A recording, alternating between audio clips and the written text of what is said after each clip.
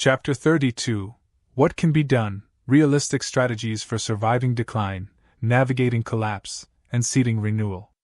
Civilizations do not fall because solutions do not exist. They fall because solutions become politically, culturally, and institutionally impossible long before they become technically necessary. By the time decline is recognized, feedback loops are already active and self-reinforcing. Each year, reform becomes harder. Each year, vested interest grows stronger. The window for comprehensive correction closes quietly, without announcement. At that point, the question is no longer how to stop decline, but how to survive it, mitigate it, and rebuild on the other side. The governing constraint does not change. Complexity cannot exceed capability indefinitely. When the gap widens beyond correction, systems either simplify deliberately or simplify through failure. The only variable is whether that adjustment is managed or imposed. This chapter does not offer optimism. It offers structure. These are not ideals.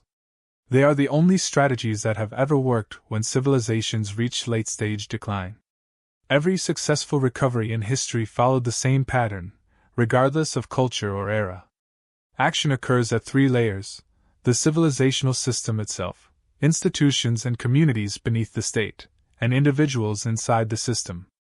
Most civilizations fail at the first. Some succeed at the second. Many individuals succeed at the third even when their civilization collapses. We proceed in that order. System-level strategies. What civilizations could do, if they still had capacity. Macro-level correction requires political cohesion, elite discipline, institutional competence, and long-time horizons. These are precisely the qualities late-stage societies lack.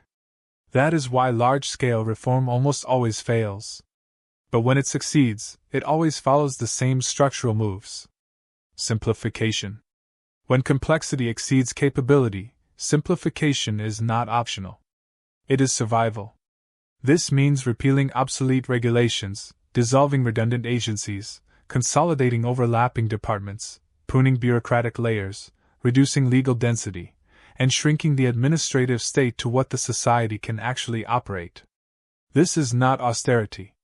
It is structural alignment. Every civilization that survived terminal decline simplified first.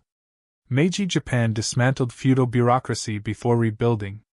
Early medieval Europe abandoned Roman complexity and reverted to local governance.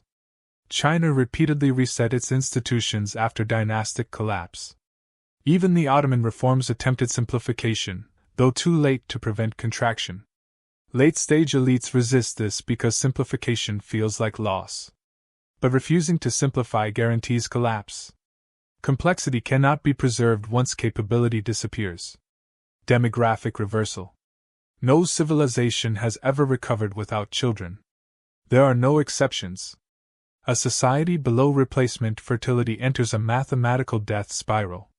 Historically, demographic recovery required structural and cultural change, family-centered housing, economic security for young adults, tax incentives, subsidized childcare, and social prestige attached to parenthood. But the decisive factor is not money. It is meaning. Societies that embedded child-rearing into their core economic and cultural structure recovered.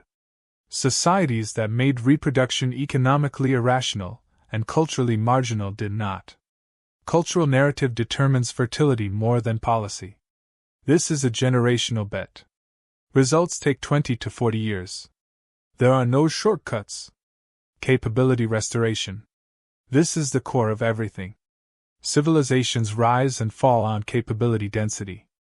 Restoring it requires rebuilding elite formation from the ground up, rigorous early education, high literacy and numeracy standards, real vocational excellence, apprenticeship systems, and strict professional gatekeeping. Credentialism must be replaced by mastery. Post-war Germany rebuilt through technical training. Meiji Japan rebuilt through disciplined education. Early Islamic states rebuilt through scholarly institutions. They treated education as civilizational infrastructure, not political ornamentation. Institutional reset. When institutions overload, they must be stripped back to skeletal function. This means merging bureaucracies, reducing mandates, removing non-essential roles, firing incompetent staff, decentralizing authority, eliminating symbolic functions, and restructuring incentives around performance rather than optics. Peter the Great, Deng Xiaoping, and Ataturk succeeded because they simplified first, then rebuilt. They destroyed broken structures before constructing new ones. Institutions cannot be reformed while bloated. They must be pruned before they can heal. Technological substitution, carefully. When human capability declines, technology can suppress collapse temporarily. Automation can reduce bureaucratic load. Digital systems can handle data. Robotics can stabilize manufacturing. Decentralized infrastructure can reduce fragility. Technology can reduce cognitive and administrative load, but it cannot regenerate the underlying human capability required to design, audit, and correct it. Substitution scales what already exists. If capability is declining, substitution compresses and redistributes failure rather than eliminating it. Institutional and community strategies. What works below the state? When macro reform fails, societies survive through meso-level actors. Historically, these were the backbone of recovery. Local institutions step into the vacuum: religious organizations, trade guilds, councils, cooperatives, professional associations, and mutual aid networks. These create islands of competence inside collapsing systems. Order returns from below, not from above. Knowledge preservation becomes decisive. After Rome fell, monasteries preserved literacy. In modern collapse, equivalents may be universities, private archives, decentralized digital repositories, or informal expert networks. A civilization that loses its technical memory cannot recover. Parallel institutions emerge when the state fails. Private schools replace public education. Private security replaces policing. Informal logistics networks replace official supply chains. These are not rebellions. They are proto-states forming inside the old system. Capability rebuilding shifts to apprenticeship. Where formal education collapses, mentorship returns. Trades pass knowledge directly. Mastery becomes visible again because incompetence is punished immediately by reality. Local economic resilience stabilizes communities. Small manufacturing, repair culture, local agriculture, microgrids, water cooperatives. Efficiency dies in collapse. Resilience survives. Individual strategies. What a person can actually do. Civilizational decline does not erase agency. Throughout history, individuals survived collapse through capability, positioning, and strategic clarity.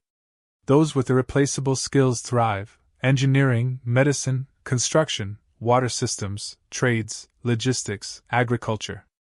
These are always scarce in collapse and indispensable in recovery. Individuals who remain disciplined, reliable, competent, calm, and ethical become stability nodes. Others cluster around them. Post-collapse orders are built by such people.